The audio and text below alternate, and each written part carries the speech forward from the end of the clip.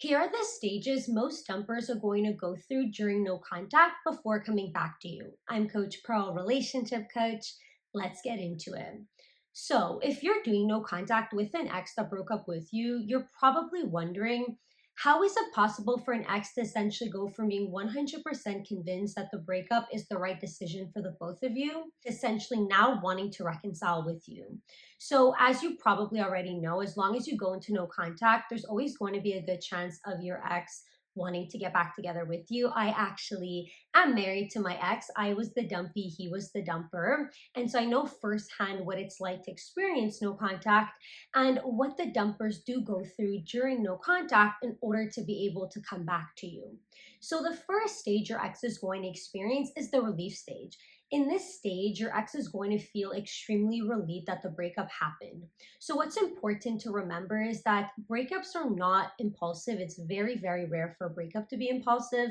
So, exes thought about breaking up with you in advance. They have a reason for the breakup. There's something that they don't like about the relationship, there's something that bothers them. And so, since exes have premeditated the breakup and they thought about it in advance, the moment they finally go through with the breakup, they're essentially going to feel this sense of relief, a sigh of relief that the breakup finally happened. They're going to feel that the grass is going to be greener. They're going to be so much happier now without you. And so an ex is going to feel excited about being single and excited about seeing what's out there. Yes, some exes may feel some moments of sadness during the relief stage, but overwhelmingly, they're going to feel this relief, this sense of, I'm free, I'm able to do what I want, and this is exciting. And so during the relief stage, your ex is most likely going to try to find a lot of distractions. They're going to want to do a lot of things in order to experience that single life.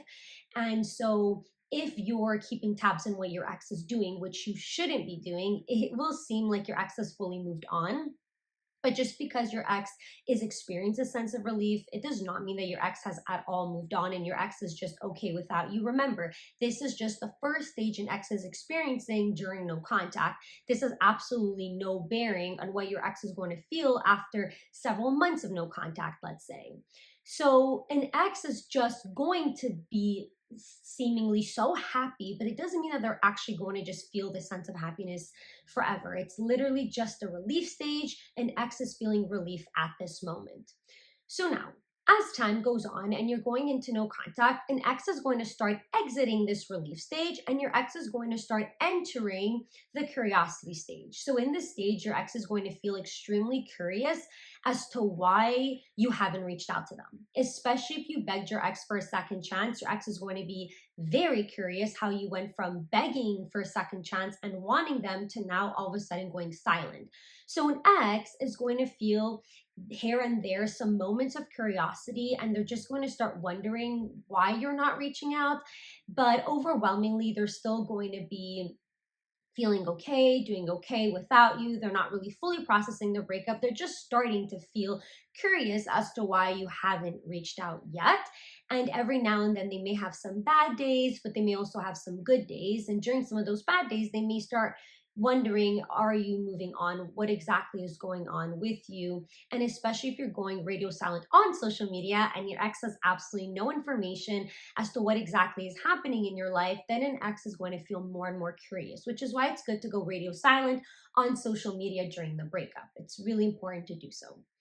Now, as time is progressing, an ex is going to start exiting this curiosity stage and they're going to enter the preoccupation stage. So, in this stage, an ex is going to be very preoccupied with why you're not reaching out. Your ex is going to start feeling some bouts of anxiety, especially if your ex is anxiously attached or if your ex is fearful avoidant, where they do also get anxiety. Then your ex is going to start getting anxious. Your ex is going to start overthinking as to why you're not reaching out. And an ex is going to start thinking negative thoughts. Maybe you moved on. Maybe you realize you deserve better.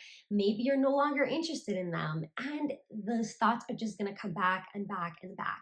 In this stage, an ex essentially cannot escape these thoughts that they're having of you and these negative thoughts that maybe you are moving on and maybe you realize that you just deserve better.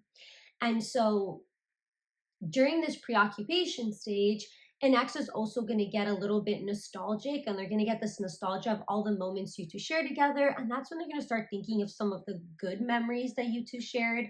And they're going to start also thinking of their decision for this breakup, and they're going to start here really processing this breakup a little bit more.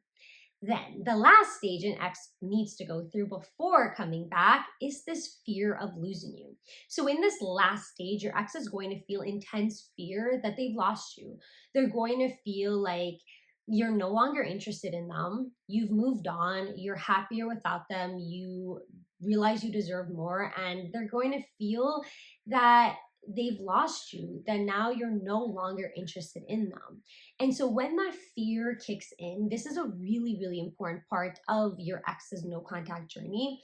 Your ex needs to experience this fear that they lost you in order to come back. If your ex isn't able to experience the consequences of losing you, if your ex isn't able to get reminded of good moments that you two shared and realize that they no longer are able to experience those moments with you, your ex won't be able to come back. So this is why you need to go into no contact in order for your ex to be able to reach this stage of this fear of losing you.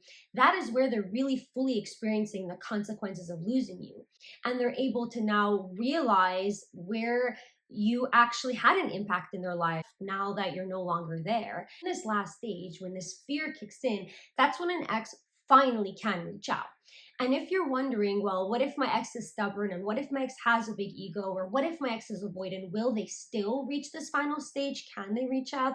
The answer is yes, because no matter how stubborn or no matter how big your ex's ego is, if they really start feeling this fear of losing you, and if your ex really, really starts to miss you, they will find a way to reach out. There's so many ways to reach out to you that is not putting their ego on the line, that is not putting themselves out there for being rejected. And so if an ex really reaches this point and they miss you and they want to reach out, they're going to find a way to reach out. So don't ever worry about it. And so most exes will go through all of these stages, which is why most exes in no contact will come back. And of course, no contact has so many other benefits. It also helps you heal, let go of some of that anxiety, take your power back, feel more confident, and boost your self esteem. So, regardless, no contact is always a win win method for you, right? After the breakup, you need to go into no contact.